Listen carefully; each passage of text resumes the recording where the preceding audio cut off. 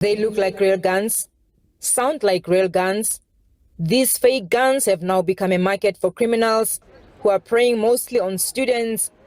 One recently died after being shot during a robbery.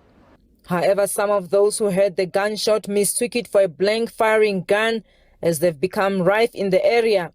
When we do find robberies within the area and within the CID, we do find an awful lot of blank firearms being used in these crimes. So if we can't stop the flow of these firearms, how do we prevent what's happening out on the street? That's kind of the tricky part. You actually don't know which weapons are real and which aren't. I mean, if someone points a gun at me, I know I'm a female, I'm quite afraid. So I don't know if we have to take the time to actually look at what weapons are real and what aren't. Many are now robbed of their belongings through these fake or replica guns. Armed robberies really started to become violent with blank guns sort of in the last 3 months. But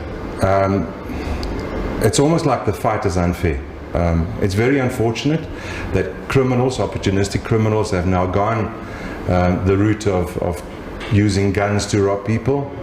Very unfortunate, but that's where we are now. And there's a bigger demand for us to ensure our personal safety and not do things that make us targets, especially late at night time, because that's really what we see when people are really making themselves vulnerable.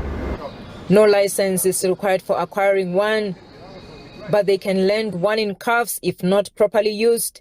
If you point such a blank firing weapon or item at someone, you could be charged with pointing a firearm, or if you discharge it in the built-up area, you could be charged with discharging a firearm in the built-up area, because they look so similar to an actual real firearm. Anslen says carrying a blank firing gun isn't effective to deter criminals. Instead, one may get killed with a real gun while trying to scare off attackers. According to police statistics, the most commonly used weapon in murders is a firearm. Mulimone Mutwa, SABC News, Pretoria.